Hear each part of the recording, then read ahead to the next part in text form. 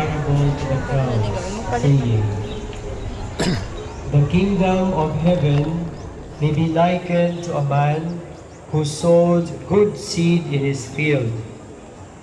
While everyone was asleep, his enemy came and sowed weeds all through the wheat, and then went off.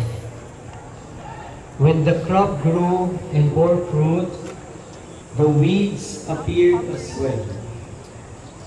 The slaves of the householder came to him and said, 'Master, did you not sow good seed in your field? Where have the weeds come from?' He answered, 'An enemy has done this.' His slaves said to him, 'Do you want us to go and pull them up?' He replied, 'No. If you pull up the weeds, you might uproot the wheat along with them. Let them grow together until harvest. When the harvest time, I will say to the harvesters, first collect the wheat and hide them in bundles from the burning, but gather the wheat into the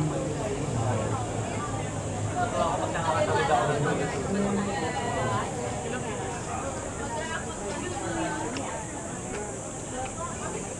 Oh.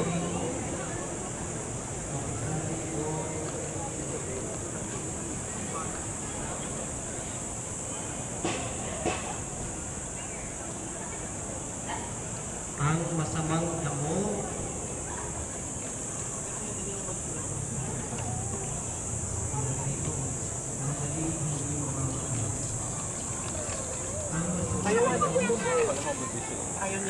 ayaw pa nila.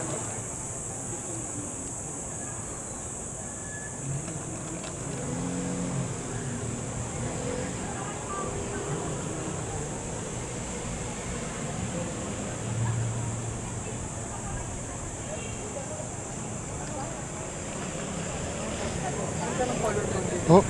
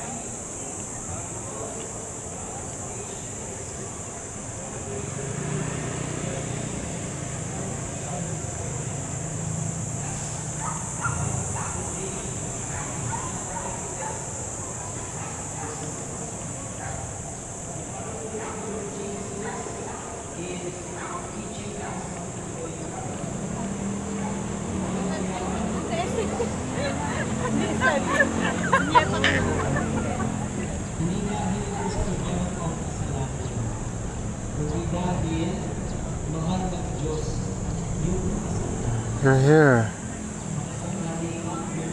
Socks. Socks. Hi. Here. Here.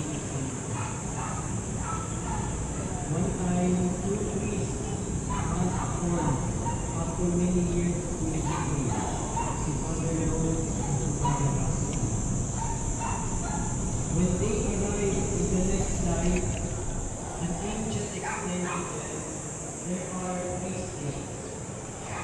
Heaven is where love is perfected. Purgatory is where love is purified. And below is the place chosen by those who freely refuse God's love.